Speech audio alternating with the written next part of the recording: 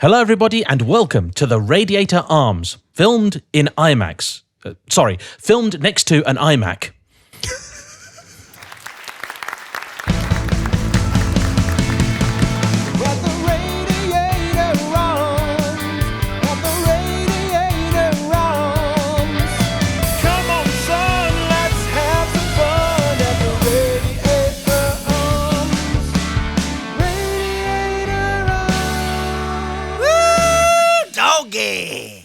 On today's episode, the thorny topic of, are classic cars safe to modify, or will you always end up ruining them? And discussing this, we have the classic Radiator Arms trio of the man in the cans. To my right, Will the Plank. Hello, everyone. And to my left, Ant from Sports and Touring, and of course, JayEmm and Friends. Hello.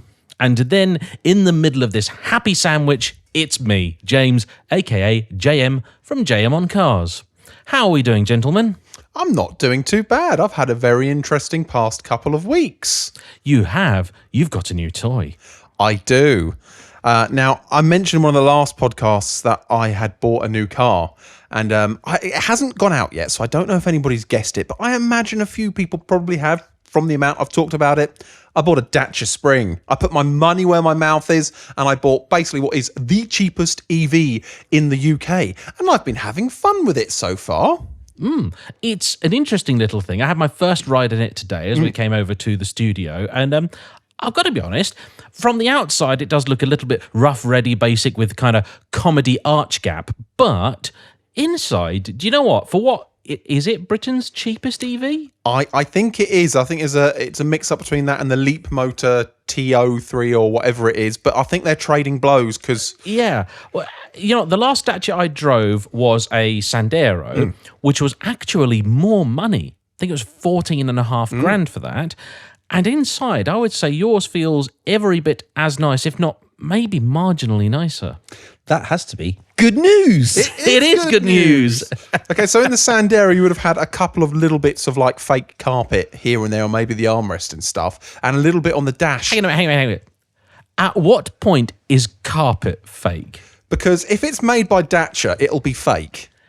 I mean, they can do fake leather. Yes. You can do fake Alcantara, but fake carpet? Is it just like carpet effect? It's like carpet effect. It's a printed picture of carpet on some A4 paper. It's a material that like kind of imitated carpet but isn't carpet, something like that. Anybody who's seen them will know. You know what I mean? On the dash, it had some weird kind of like fabric of some nondescript fabric. I think is the way to describe it. Is it flocked? Yes. It's a race car, don't you know? Yeah, well, Ferrari are obsessed with putting Alcantara in the floor as opposed to carpet, so I'm guessing it's basically the same. Yeah, it basically is the same. But yeah, it's a lot smaller. This is a Chinese-built EV, and there'll be people here, you know, throwing their drinks at their computer screen and going, how dare you buy a Chinese EV? And that's mostly because actually it's got the Dacia network of warranty and dealers and things like that. And in many regards, I don't see it quite as the evil as BYD and other places like that, because it's owned by a company that is a little bit more reputable, perhaps, in the way they operate. Yeah, I mean, to be honest, I think if you're going to buy an EV, it's probably quite difficult to not have at least something in it from China. And to point out, something being Chinese in origin doesn't instantly make it morally bankrupt. Oh, no, absolutely not. Let's be honest, everything we own has got something from China in it for the most part. It's the way the world is, especially if it's electronic. So, yeah, that's just how things are. I have nothing against it, as you can see, because I've literally bought one. And what was the RRP of this fine steed of yours? So, basically, it was around just under 16, but I got some discounts through the help of CarWow and a few other bits at the dealer deposit stuff. Basically, it was literally just over 13 grand is what the car was. 0% finance, £170 a month with no upfront payment. That is all a brand new car is costing me. That has the spec I want. It can't get much cheaper than that. You know what? I got to admit that 170 quid, nothing down. That's pretty incredible. And if you are in the position where you can charge on a driveway, get your cheapy night rate electricity, whatever, like that's a seriously affordable mode of transport. Well, one of the reasons I went for it as well, compared to, say, something like a used e-Golf, Honda E or MG5, is basically the fact that when you look at any of those, I need to pay by PCP. I need to pay finance. I'm not a cash buyer. And the issue was you could get some of them around the same payment a month, but they're like 5-6 years old, something like that. They haven't got the long deal. This car has a 7-year warranty. As long as I get it serviced with them, they'll give me a 7-year warranty. The battery has something like an 8-year warranty or 100,000 or something like that. Basically, it's more than I'll ever use while I have it. Depending on if I buy it outright, because the balloon payment's like $5,000. It is not a lot after 4 years to choose to own it for a car that will still have 3 years warranty on it. And you're already looking up, kits to slam it, big alloys, aren't you? The whole lot. Underglow. Can we do underglow? Oh, Need for Speed. Need for Speed. No. Is that because you want that for the Nissan? Yes. You know what I was saying? It's basically the same as a Lamborghini, right? Because it's got white paint and it's got some orange accents in it. It's got orange bits around the seats. So it's my Chinese Lamborghini. There's also been another change in your fleet.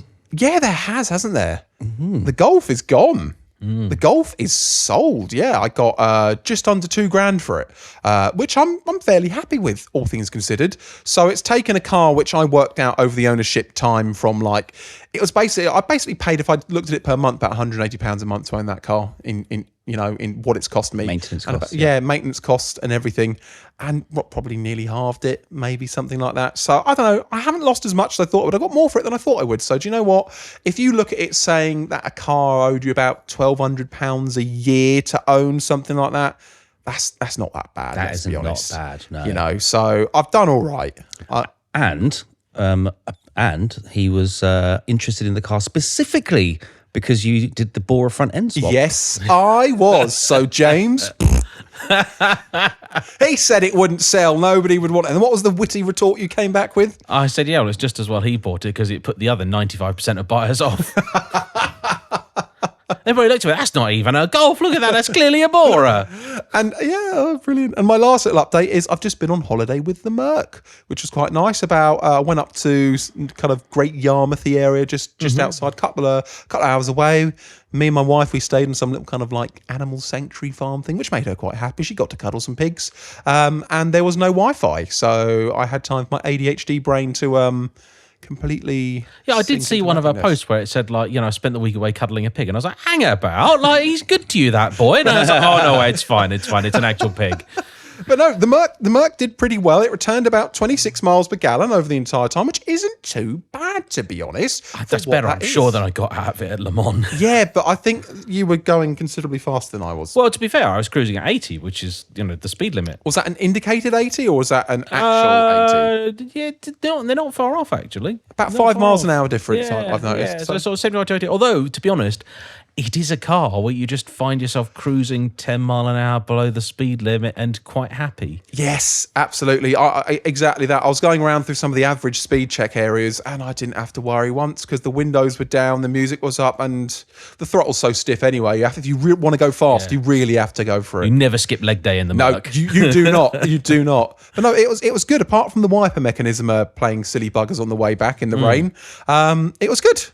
And that's it. It was its first trip out with me and the wife and everything to for anywhere that isn't just local or going to visit relatives and stuff. And it was the best car to have taken. I'm so happy I took it. Couldn't think of any other car to do it in that would have been better. Fantastic. And neatly brings us onto our topic because you've been spending some time this week in the lovely Merc. Mm-hmm. Ant and I, meanwhile, have been spending a little bit of time in Nissan UK's very own Datsun 240Z. And it's been, how have you found it, Ant? Oh, I loved it. It was just, it's one of my dream classic cars. It's my first dream classic. I've got one other, which I want to own. We'll talk about that another time. But having the time in it, I was scared that I was going to hate it, but I kind of fell in love with it and I didn't want to give it back. Yeah, because I know on the podcast we talked a few times about how for you your dream would be the MZR resto-modded, updated kind of thing, which is a very, very lovely thing. I could very much see you in.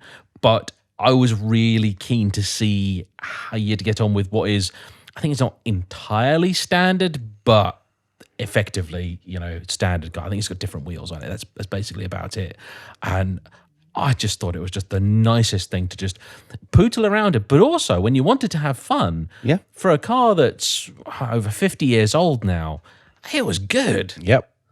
And I was actually really impressed with the balance of it, actually, especially when you're kind of going around bends that are slightly off camber. You feel the car sort of like just sliding a little bit. It just stays nicely balanced around the middle of the car. Well, just like both my other Zeds, actually, to be fair, they've always been like, those were like that. The 350 was like that. The 370 was like that. And to see that is actually a principle that has been in the car ever since 1969 is pretty cool. Or at least 73, 74, that's the car that we had. Yeah, the thing with it as well that I found was that it's now got some modern Michelin Eco tyres on it because that's what they could find to fit it. I actually felt it had too much grip. There was a few occasions where I was sort of trying to, just play with the throttle a little bit and see if you could get that sort of, rear to move just a hair, and safe and appropriate, of course. And it's just locked down. It's just absolutely welded to the floor. But I also had so much confidence to really press on in it, which in cars of that vintage, you don't always get. And I was really impressed with, like, the steering had basically no play in it. The gearbox was really good. That chassis is beautifully balanced. Incidentally, it's 51% forward weight distribution before you sit in it. So once you've actually sat in it, it is a slightly rear biased weight distribution. And it's a very light car. Although, ironically, I read an old 1971 Autocar article, and the first thing they said about it was, it's quite big and heavy. I think it's about the same footprint as an MX-5, and it weighs a hair over a ton. Wow. They're like, oh, so big and heavy. But later through the article, they go, actually, it's not that big. And to be honest, it also goes really quite well because it's 150 horsepower. And you can tell in the article, they're like, 150 horsepower for 2. Well, it's not really that much, is it? And then halfway through, they go, that's quite big horses, actually. And I think what they found was that the Japanese were just honest about how much power their engine made and everybody else making it up. In fact, this is really cool. They benchmarked it against things like the 911T, Mercedes 280, Triumph TR6, and Jaguar E-Type. And in the 0 to 60 and half-mile test, only the Jaguar could beat it. Wow. Yeah, faster than a 911. How did you find the power delivery in it? Speaking of the actual performance, because these old engines are lovely. So what engine is actually in it then? It's a 2.4 litre straight 6 overhead cam with triple SUs. Oh, so I bet not only when those SUs came on song, it sounded phenomenal, I assume, but I bet it had that lovely little surge of power. Was it fairly linear? Yeah. No, it kind of has a little bit of a surge around sort of like 4,000 RPM. Yeah, it feels like a more mid-rangey engine. Yeah. The red line is at 7, but it actually generates peak power at 5.6, so that tells you a lot. I think it's a very sort of, mid-range is where it's very, very happy. Like, yes, it will rev if you want it to, and they admitted in the Autocar article, they're like, to get the best 0 to 60 times, you basically just hold it in second, don't change, and it will do 60 quite happily. But yeah, very, very effortless, very, very good. And of course, having the 5 speeds as well, which is kind of unusual for the time, means the performance really was very, very adequate. So the power was in a good band for like general back road cruising and things like that. Oh, when you're actually up in the rev range, but not screaming its guts off. Yeah, no, it felt almost sort of GT car delivery. Like it felt like there was almost always something there. You could be probably a gear or two wrong sometimes and it still respond. The Merc's a bit like that. Even though it's got a sloppy 4-speed auto, when you get the kick down, there's some, or it doesn't kick down, should I say? You go not a lot, and then suddenly it gets about 3,500, 4,000 RPM, and it goes, all right, I pick my frock up, and it just goes up to the top quite kind of nicely. That kind of thing like that. The mid-range grunt is good. And the Merc actually got a bit of a top-end rush about it as well. Like, you don't often find it because the gearbox doesn't want you to know that it's there, but it is. I think it was on the early Mercedes engines with variable valve timing, so it's kind of like the BMW Vanus. Has it got variable valve timing? I'm pretty sure it's got variable valve timing. Because I know it's the 24 valve, isn't it? Yes, it's the M104, which is the later one. I'm pretty sure it's variable valve timing because they use that engine for a long time in other cars. That is quite advanced, isn't it? For 95? 95, yeah. Yeah, crikey. So, yeah. And as you mentioned, Mercedes, that is modified. It is. Yeah, it is. It is modified. Yep. I also got to drive, and actually you had a brief go in this as well. One of the days we were filming with the Datsun, I also got to drive an absolutely stunning 17 and a bit thousand mile, virtually unmodified, so exhaust and nothing else, 2002 RX7. Wow. Yeah. That's got to be rare. A pretty much unmodified RX7 at this point. Really cool history as well. So by 2002, the RX7 was no longer available as an official UK car. It actually stopped, I think, about 94, 95, something like that. Because I think the grey import scene just killed the UK dealers' hopes. Yeah. So we only got the Series 6 cars. I think it's the same in the States. They then did a Series 7, and the very last of the RX-7s is the Series 8, which I think came out about 99. And so this is one of the, I think they finished production completely about a year later. And this car was built, I think, in 2000 or 2001, got ordered by a Mazda dealer in Essex, and they used it effectively as a piece of art in the showroom, just kind of a little bit of a halo thing, kind of sat on a turntable in the middle. And then eventually a chap bought it. It had a couple of different owners who didn't really do all that much with it. And when the current owner got it, it still had its original front tyres on it. Oh, wow. Yeah, 25-year-old front tyres. So that tells you, how little it has sort of been driven in anger. And you know what? It was brilliant. It was. It was so good. And it kind of underlined for me just how good sometimes a standard but very well maintained example of a car can be. This brings me to the Golf. Towards the end of its life, before I got rid of it. And it's funny, this shows how much I wasn't actually intending to buy one of those Datchas, but the timing was right, the deal was right, and it just kind of made sense. I'd recently put all brand new sack suspension in it, and good springs, stuff like that good tires. And you actually drove it briefly because you had to take it from near the studio is to somewhere, and even you commented on how much better that thing drove. It drove like a new car. The person that came to buy it was like, this drives like a brand new car. They couldn't kind of believe it. And, it shows actually not just replacement, but putting good quality replacement stuff on, suspension-wise, steering-wise, ball joints, things like that can make such a difference to the drivability of a car. Because a lot of people will buy, say, an old Golf, and it'll have 168,000 miles on it at the time of purchase. And the suspension will be completely knackered and floaty, and they'll think, I know what'll improve this. Stance plus coilovers from eBay. Can you tell I'm talking about me at this point? And what you realise is stance plus coilovers from eBay do not improve the car any way at all, apart from making it look kind of cool. But that gets boring when the rubbish suspension is rubbing on the tyres all the time and you can't have passengers in it. So you just do what you do in the first place and put proper suspension on it. And actually, a well-maintained vehicle with good quality parts is probably better in a lot of cases than most cheap modifications. Yeah, and I think there are a lot of times I've seen, and probably also been guilty of myself as well, in fact, I think most of us probably have been, trying to fix a problem by modifying a component that wasn't actually the source of the issue. Yeah. The classic one being your bushes are completely shot, so you put coilovers on. Yeah. And you leave the bushes well alone. And the number of times I think I've had a car and probably then sold it because something was wrong with it. And I went, I should have just done all the bushes. The suspension was probably absolutely fine. But I just thought, because I think in your head, I think for a lot of people, you when you don't really know these things so well, you just go, well, the suspension's just coilovers, or it's just springs and dampers, isn't it? That's all there is in a suspension. And it's like, no. It's so much more. I mean, even in some cars, things like the subframe bushings make a big difference. There's so many bushings in a car you don't really even realize are there. Yeah, absolutely. That is a big thing in cars is subframe bushings. They can make a massive difference to the feel of the steering, to how it sways and rocks around. Like, for instance, I think the Merc needs to have some subframe bushings done because there is a little bit of rock and roll in there somewhere.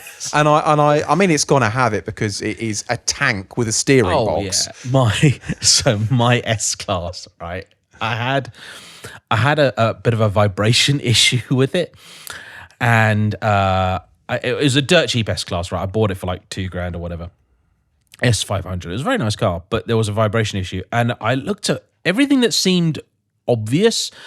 Tire balance, or wheel balance, the tires, all that sort of stuff, and nothing seemed obviously wrong. But I did a bit of research, and a few people said, very, very common in these, the engine mounts go. And they're one of those fluid-filled mounts. Yes. So when they go, they can actually go quite suddenly. Like one day it can be absolutely fine, then it splits, fluid's gone, and it's nagging. And they said also, you got to be really careful. When you replace it, there will be cheaper options out there. Don't do it. Like the factory did it this way for a reason. So I was like, okay, well, how do I test? Because it's an expensive thing to fix, right? And they're like, well, the easy thing is basically open the bonnet, and with the car with the brakes on, basically just apply the throttle. I know where this is going. I'm amazed I hadn't seen it trying to lift the bonnet every time I accelerated. Wow. The thing was just moving around like that, and it's like, oh yeah, that probably isn't right, is it? And so then no, that was not good. Yeah. What do you guys think is the most important modification you can make for a car? But I'm going to tell you what mine is first, see if we're on the same wavelength. I think the best thing you can do for a car is maintenance. That's not a mod. Yeah, that's not a mod.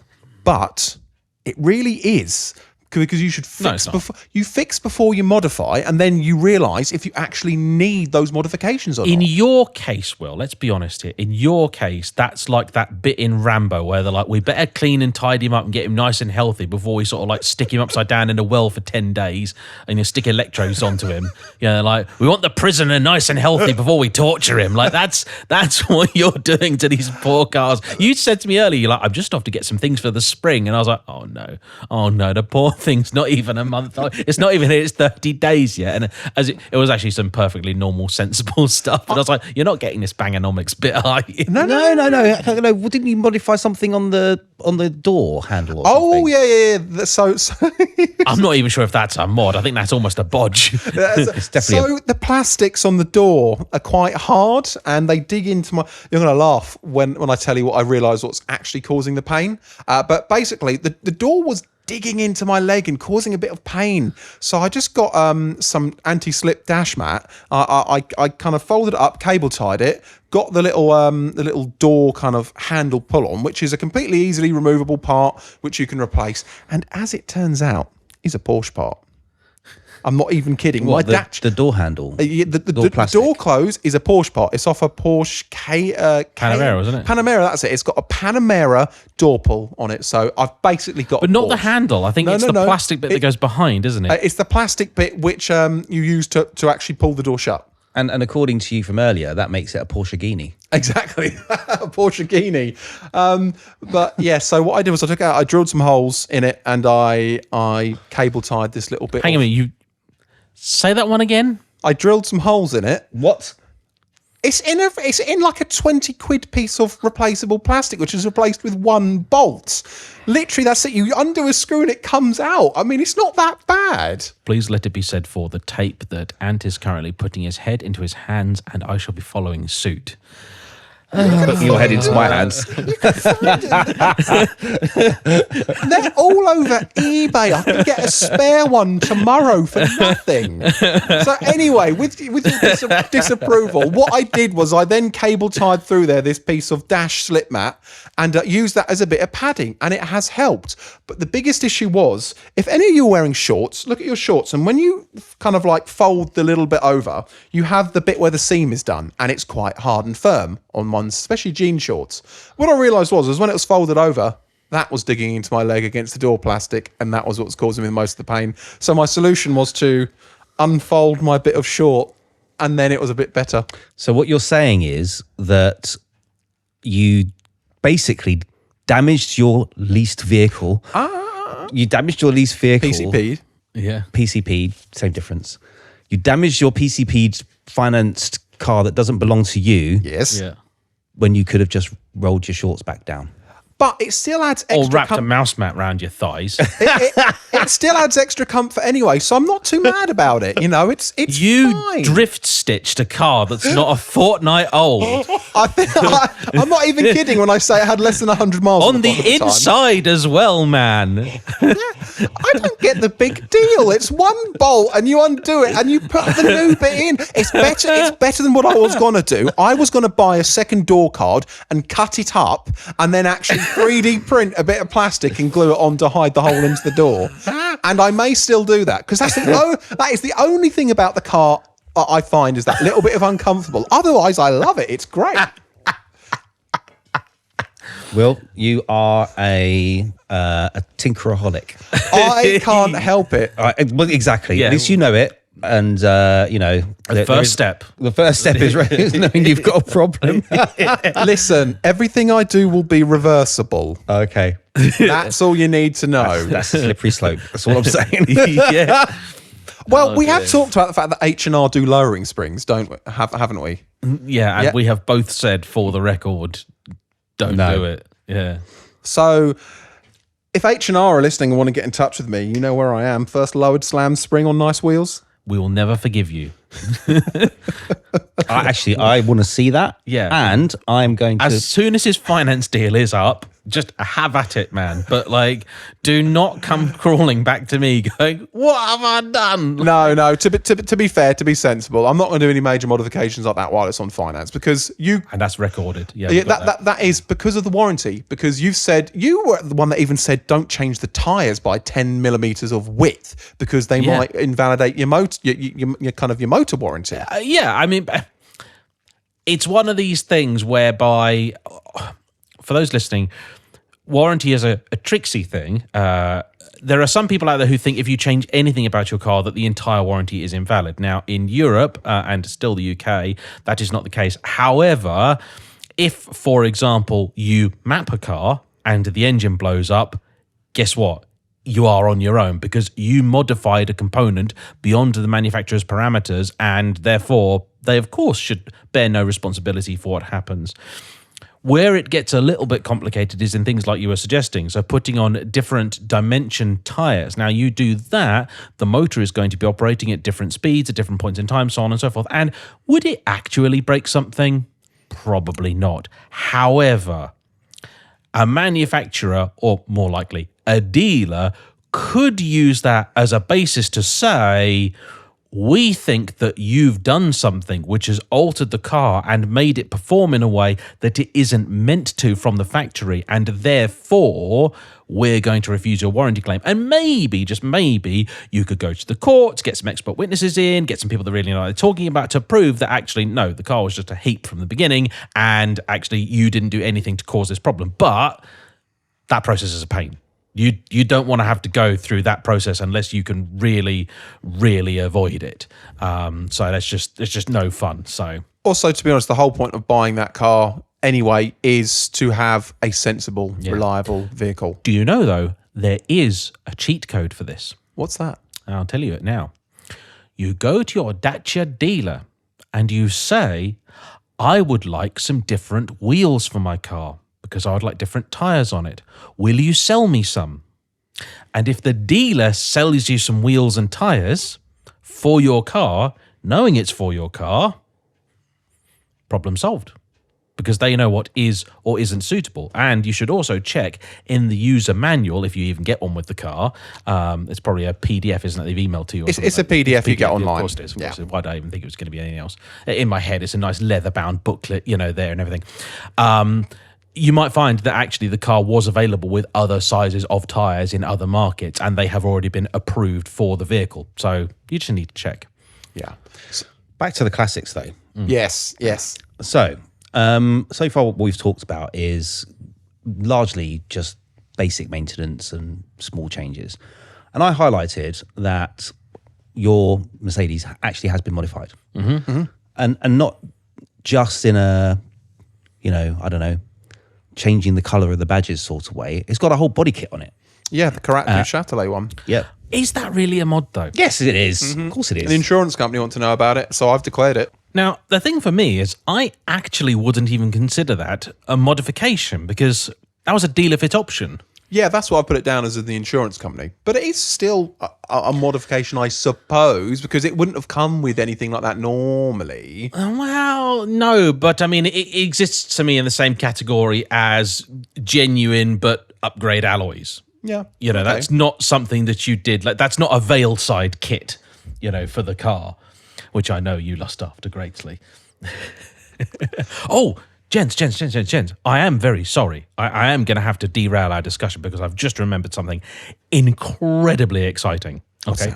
So, about a week or two ago, I was at the Silverstone Festival, which might now be the last running of the Silverstone Festival. I was doing my usual bit with because Carfest is now moving to Silverstone, and it's the same weekend as the festival. So they think Carfest is going to take the place of the festival, and the festival might turn back into being the classic and go back to July. Anyway, also, we might, if we want it, be able to get a stand for the classic car show. Oh. They got in touch with me today and said, would we like a stand? Where's that? At the NEC in November. Oh. That's not the exciting news. Ooh. When I was at Silverstone, a gent came and spoke to me who had a very, very nice shirt on that I obviously admired, and he admired mine, and we had a bit of a moment together. But I was buying a pink ting from a Jamaican guy, which is not sinister. It's a drink. It's a grapefruit drink, and it's very nice. Basically, he emailed me to say, "Oh, good to say hi. I saw you were dealing with your pink ting, and I thought I'd leave you with it." He said, "I've got some cars that, if you want, you can review, and there's some interesting stuff on the list." Including, now, Will, just behave yourself, all right? Mm-hmm. An MG SV. What one was that again? Do you remember in the dying days of MG, someone somewhere thought, do you know what's an extraordinarily good use of our limited resources? Let's buy an old Di Tommaso Mangusta, try and revise it, rework it, sling a Mustang engine in the front, and then basically just try and package it. That. Oh my goodness. Oh, right, yeah. That. MG Wasn't that built made in a shed?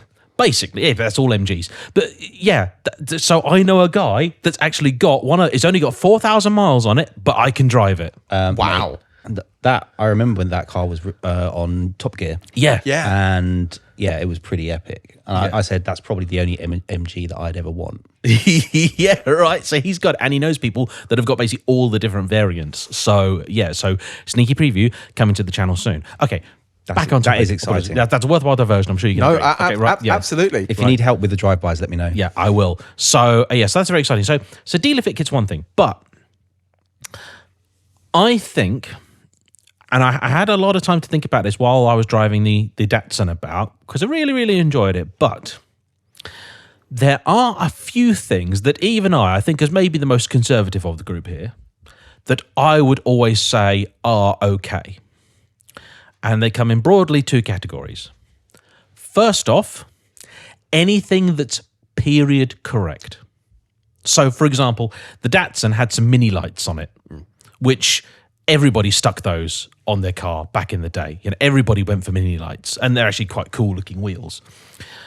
Webasto sunroof, I think I would have a little bit more of an issue with. Many a car been ruined with a Webasto, but, you know, that was a very period correct thing. And again, I quite like old school tinkering and tuning, you know, doing stuff with the carbs, modding things, you know, putting cams in, that kind of stuff, you know. Turbo timers. Yes, turbo timers, you know, especially if you're talking about your 1990s sort of stuff. You know, that's really, really cool. When you're telling me that Damani's RX-8 has the fans stay on for like 8 minutes or something daft. 7 minutes after you switch it off to make sure that the engine cools down gradually. His poor battery. It's fine. So that's one thing.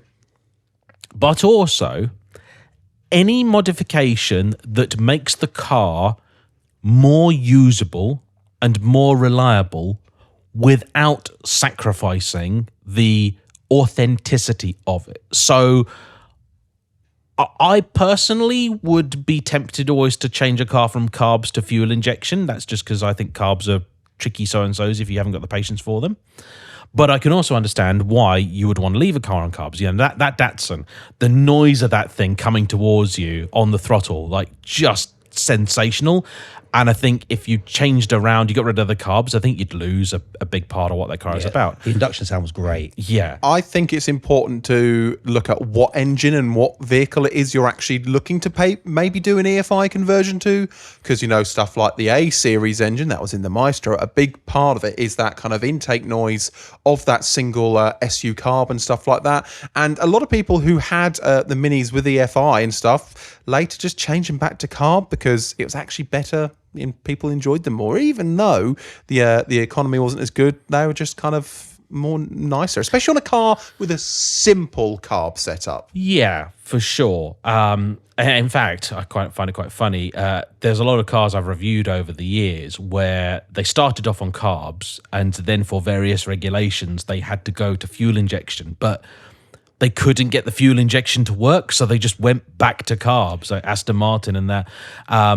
Although the one thing that unites people, because you get carb guys that they'll have their carbs, they love carbs, and they'll take fuel injection off and put carbs on.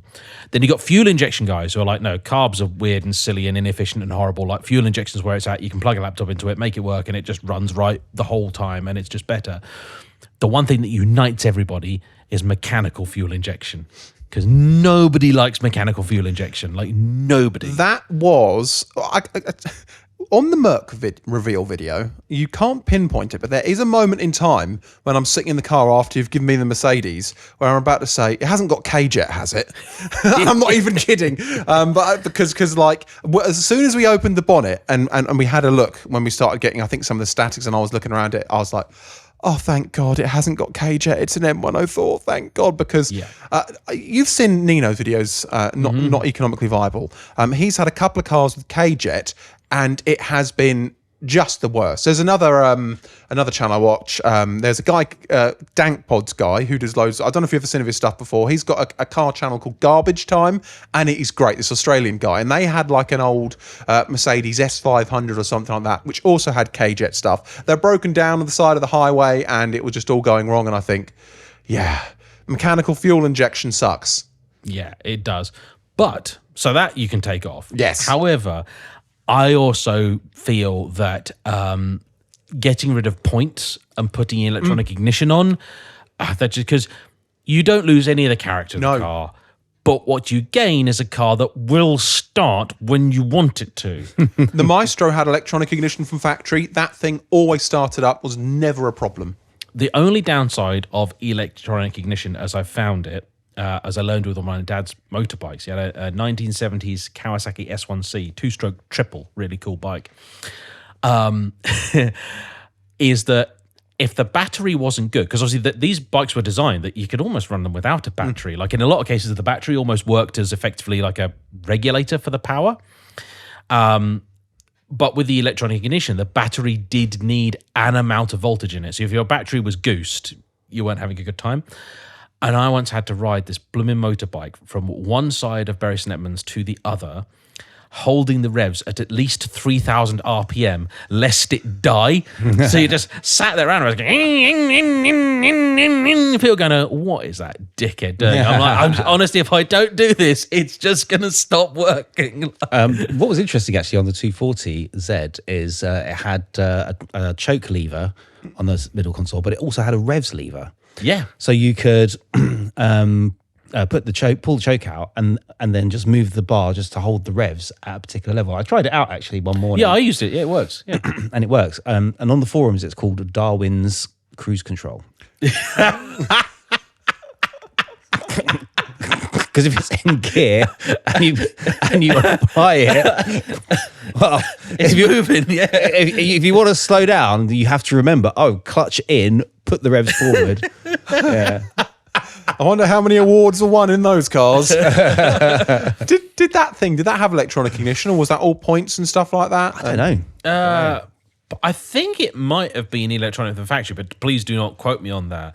I was actually surprised even the belts in it were from factory. It was a really, really good car. There was a really interesting article. I actually made a whole video on it from 1971 when Autocar went over to Japan, and they were looking at the then still sort of relatively youthful Japanese car industry.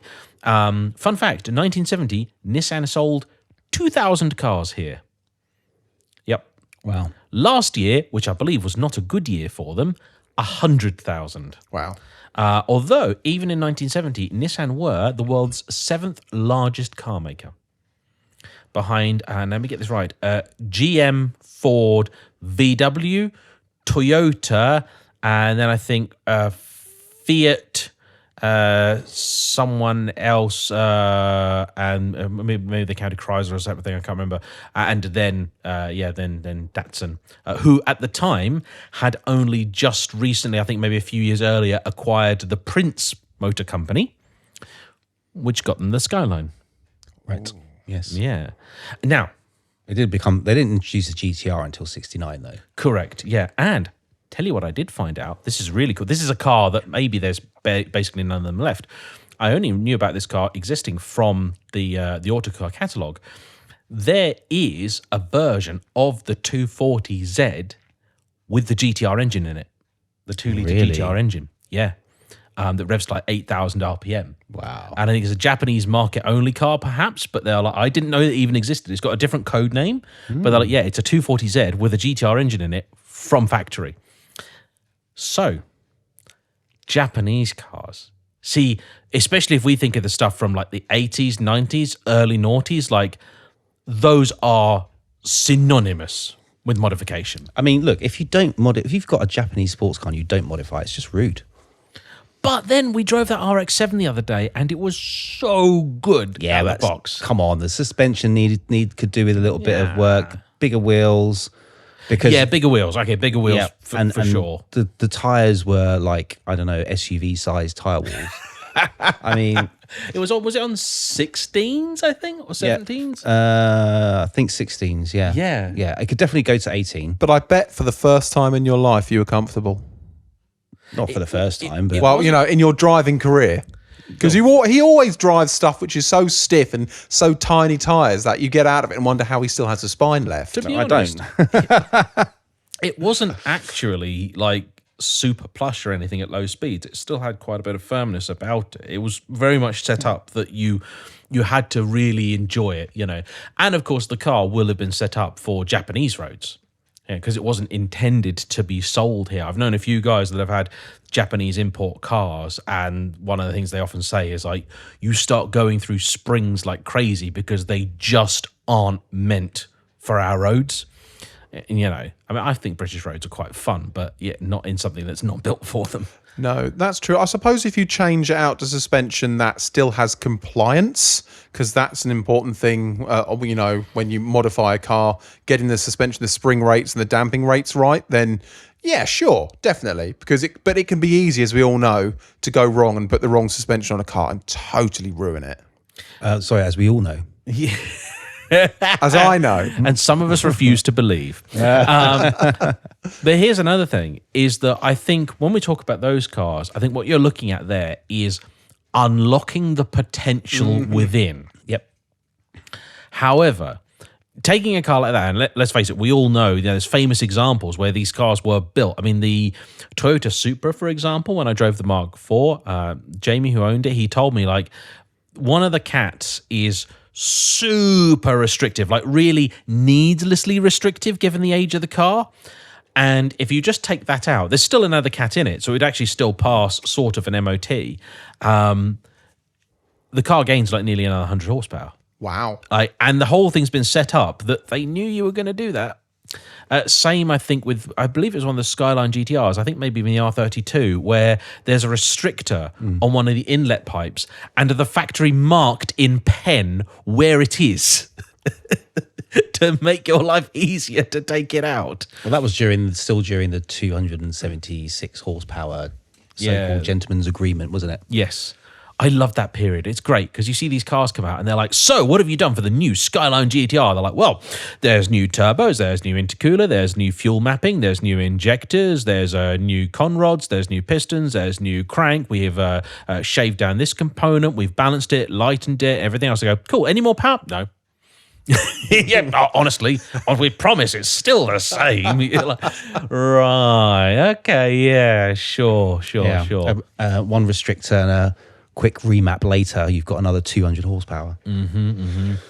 I do know a guy that's about to sell an R32. Oh God. Oh, that's actually my favourite era of GTR. Yeah, same as Damani's. Yeah, Damani's is the R32 as well. There's just something about them. I think I really got into them about a decade ago, and I was watching a YouTuber. His name was Tommy Effia. That might bring some memories back, but he did a lot of stuff with Skylines and things like that, and Nissans and old logo HKS and Nismo stuff. And that I really start to appreciate the R32 when a lot of people were just all over the R34. And it kind of made you think, well, actually, that's a car that might be attainable because not that many people have gotten onto that platform compared to the R34. So I have a lot of love for the R32. So I want to hear about this R32. You know what, though? I mean, the thing is, the 32 and the 34 are the two sort of most loved. And the 33 is far less loved. But I've been looking at those recently for no good reason whatsoever, honest. And I think the prices are going up on the 33s. I feel like they absolutely are. And I quite like them.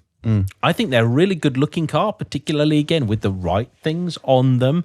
I mean, if it wasn't for the fact I'm about £1.5 million short, I'd love a 400R. Oh yeah, those are just sensational. Can't believe that. 1.6 million. Do you know? There's another one up for sale at HJA again. This time it's price on application. Yeah, of course it is. Yeah. Yeah, sanity check before, because if you're sane, we don't want your business.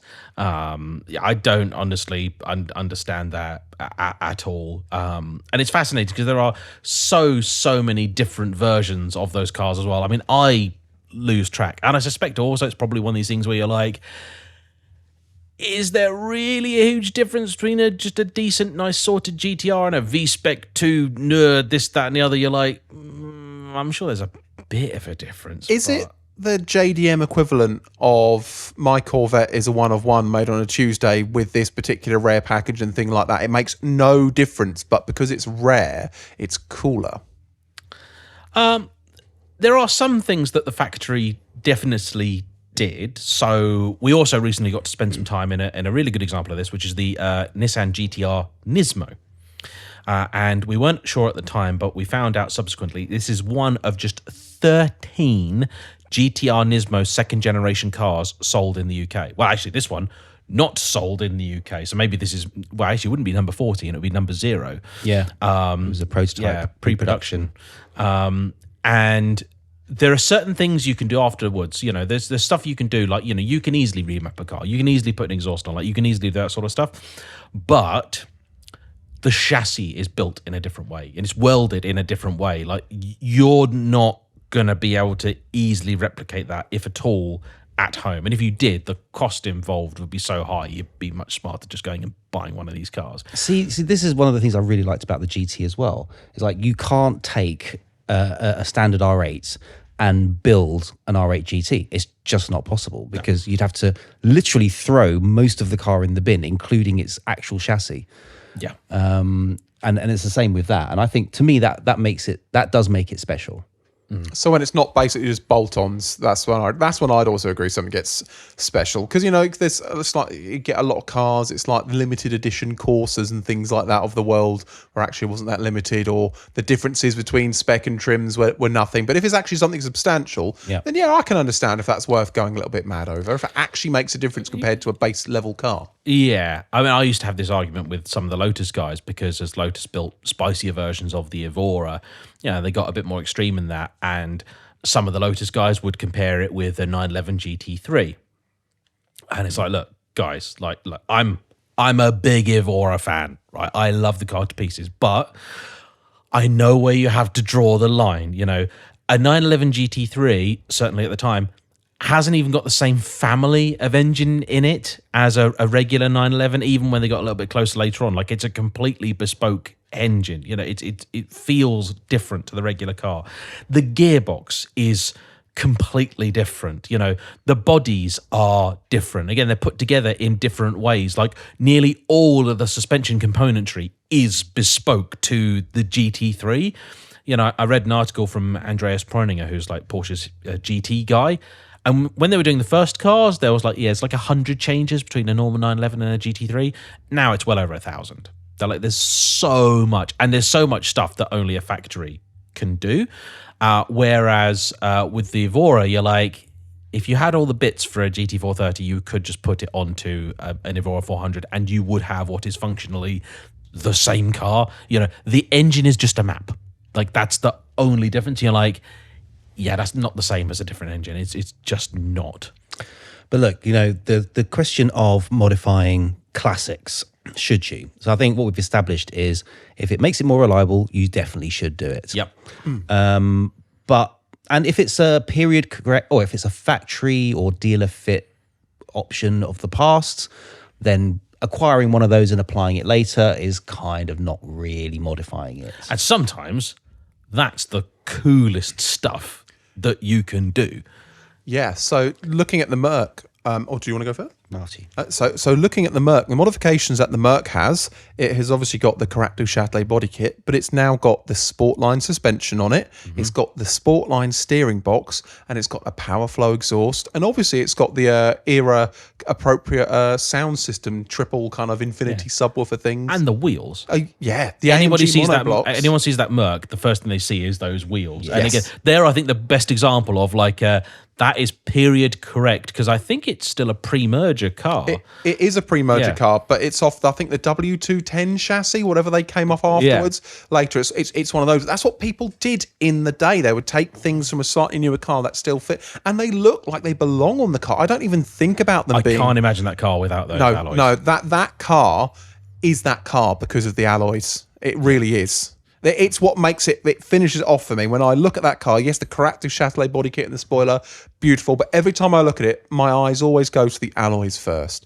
Yeah. It is just the most beautiful bit about it. And carry on. Yeah, I was going to say, I suppose then the next part of the question is, what modifications should you not make to a car? Because there's a certain car that I've been looking at and procrastinating about quite a lot, which happens to be a Volkswagen Corrado. Always loved the Corrados. James and I have joked about, or not so much joking, about going halvesies on one at some point. And there's one on the market that I'm kind of looking at just casually at the moment. And one of the first things that I thought about that car is actually, that is a car that I feel like it's just dying to be resto-modded.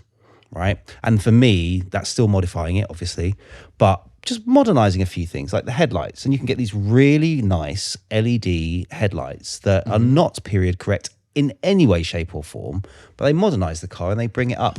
And I actually think if you're going to go down the resto mod path, the modernization of a classic, I personally think that's also okay. Please don't hate me in the comments. Will the modifications that you'd be looking at like that, will they detract from the soul of the car? Will they be something you look at and go, that looks really out of place? Or would you look at those lights and go, actually, you know what? They look pretty nice with that. They fit in with the theme and the design of the car, except they happen to be LED. That is the question I'd ask. I'll be honest, when he said about it, I was very, very doubtful, but he showed me a picture and I looked and I thought, that looks right.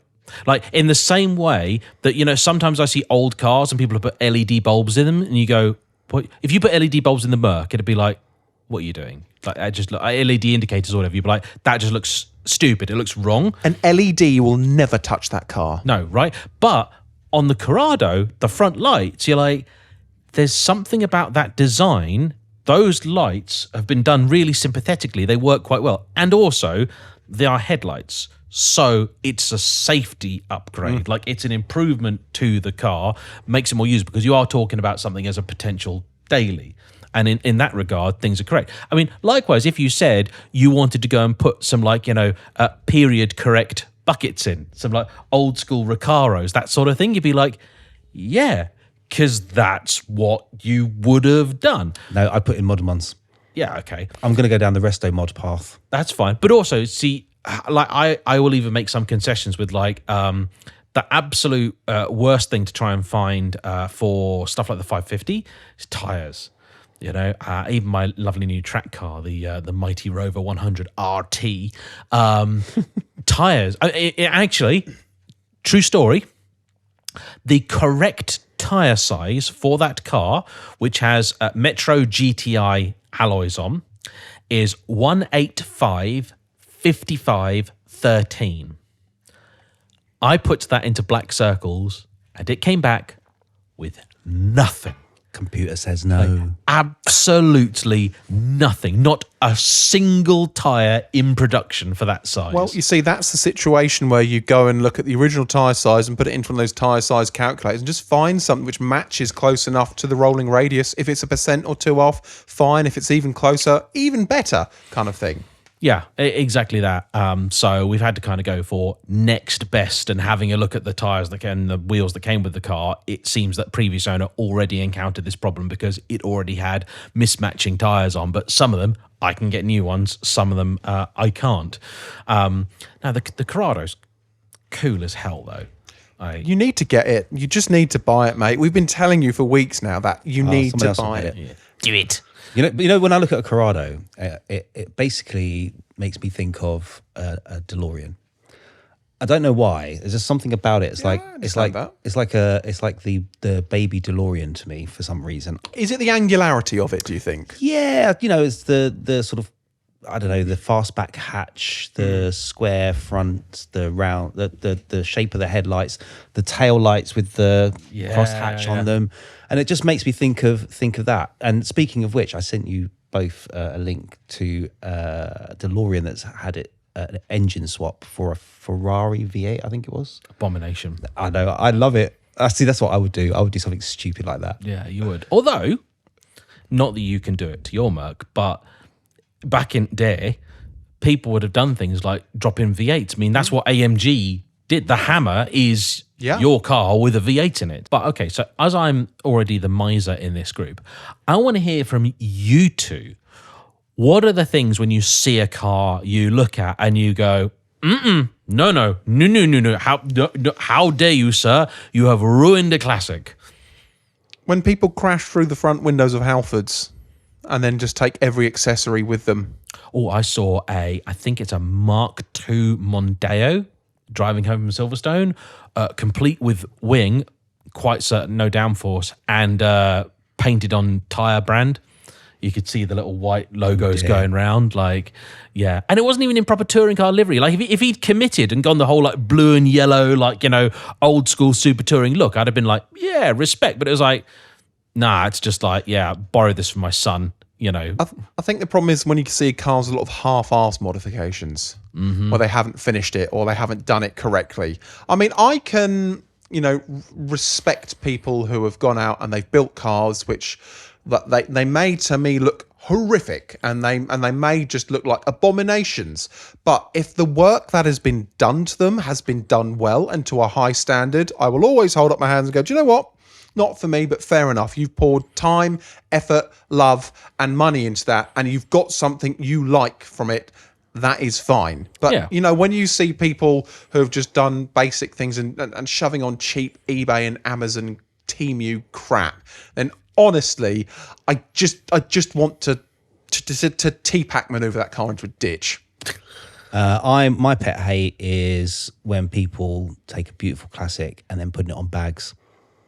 I just don't. I can't do that. I'm not really into the stance, you know, air ride, slam it on the floor thing. Anyway, I'm just not. That's not my vibe, and I've got nothing against it. Each to their own.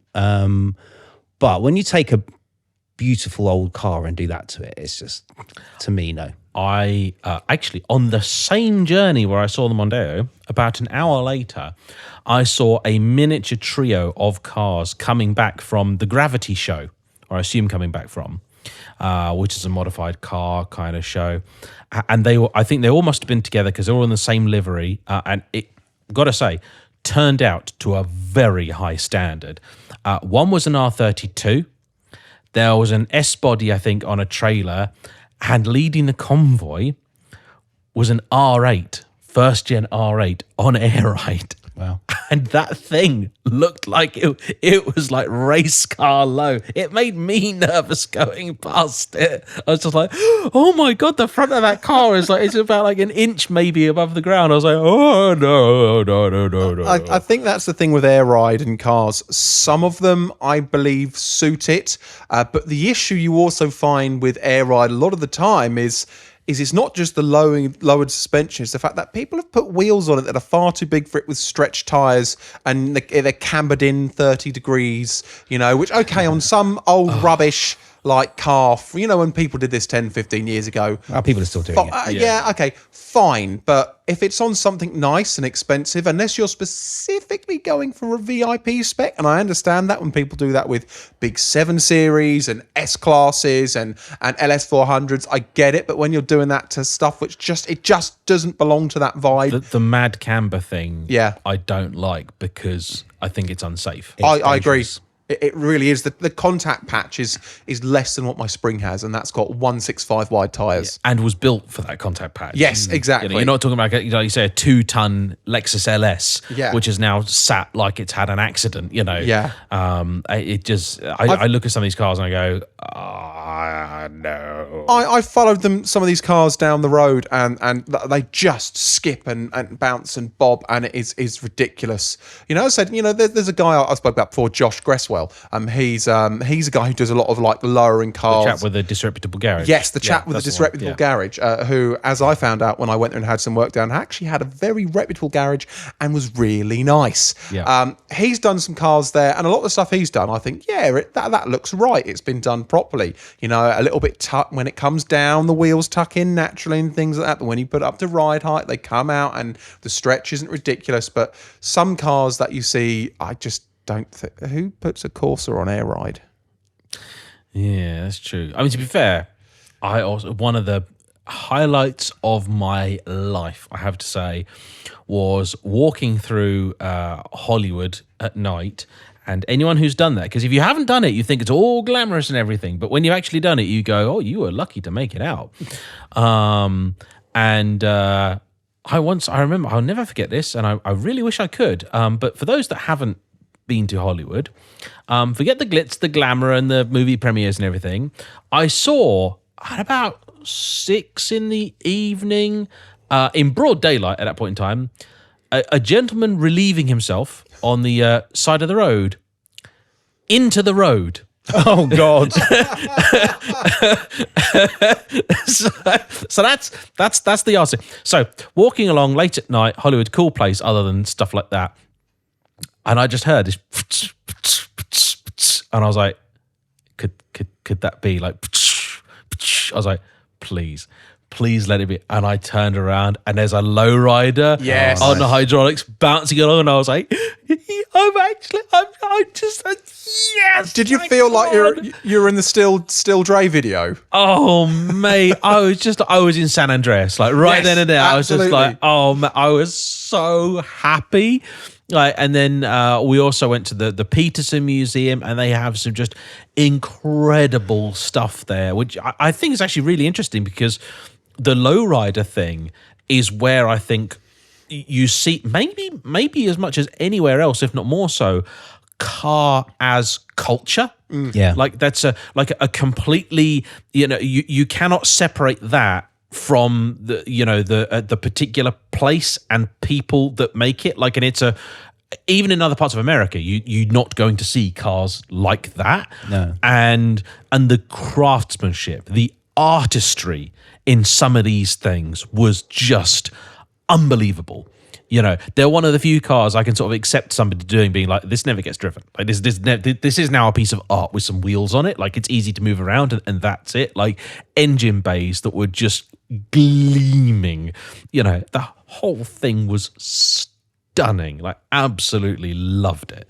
But yeah, but also again, the whole. It's not just silly camber and everything. Like, they're driven in a very different way as well. Like, you don't really see those cars doing donuts, that sort of thing, because that's not what that scene is about. Yeah. I mean, one day we got to get Ant over to the OC Cars and Coffee, because I know he'd love it. Like, we got to get you over there at some point as well, because again, you'll just see stuff you never will hear. And I like that. I mean, to be honest, I never thought I'd ever say this. I miss Max Power. Yeah, I actually have been thinking about this recently.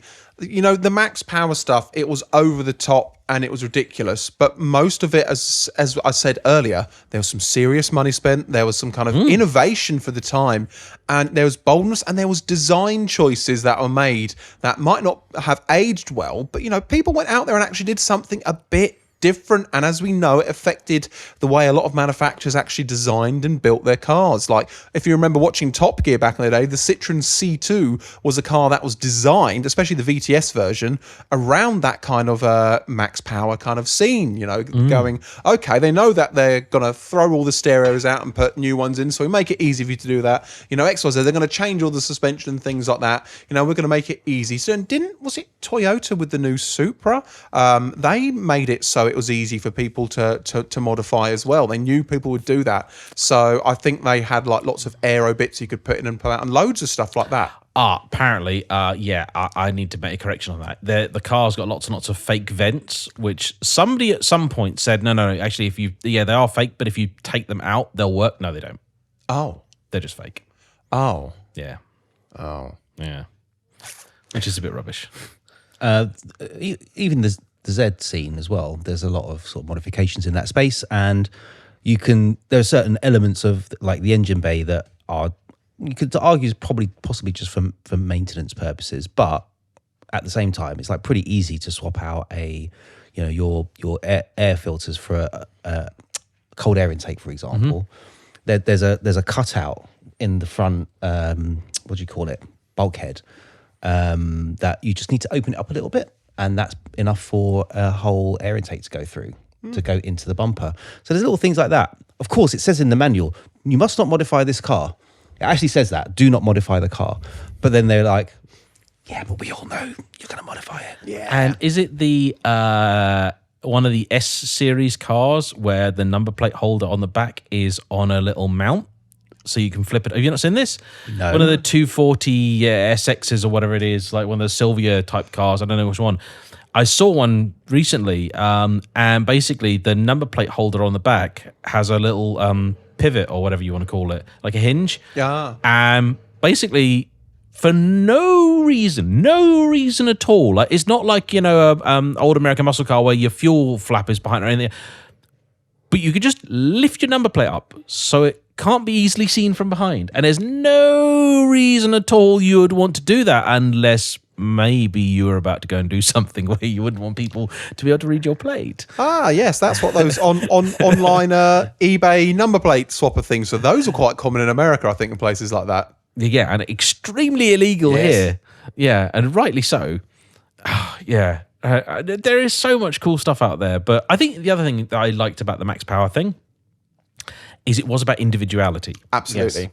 And it didn't really care much about speed, actually. No. Like, it was about looking good in a car park, going nowhere. You know, we didn't even have vapes back then, you know. So, you know, you had to do it the old-fashioned way, you know, burn some leaves and choke.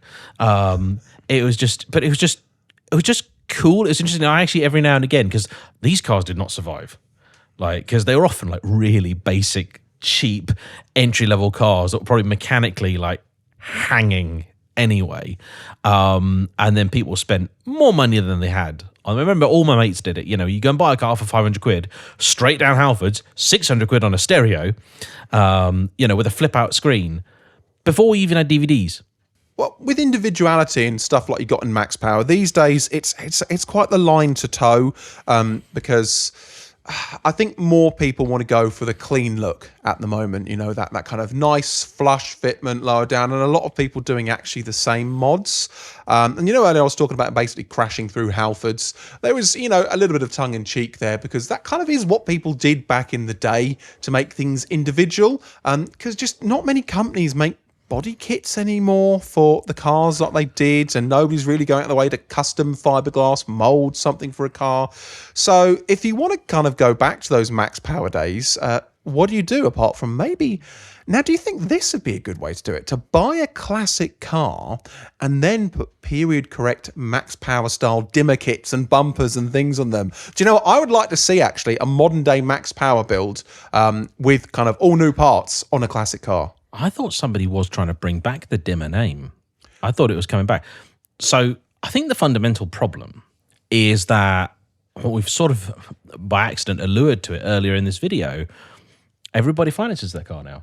Yep. You know, people don't own their car, and you definitely can't do that sort of stuff. Like, I think VW Financial Services might be somewhat perturbed if they found out you just put a wide body kit and rolled the arches on your leased Polo. Yeah. And what's his name? Ricky from LLF. Yeah. He did massive modifications to his BMW. I think it was an M4. Had a meth injection kit. It had big turbos. big turbos, custom seats with his name embroidered on it.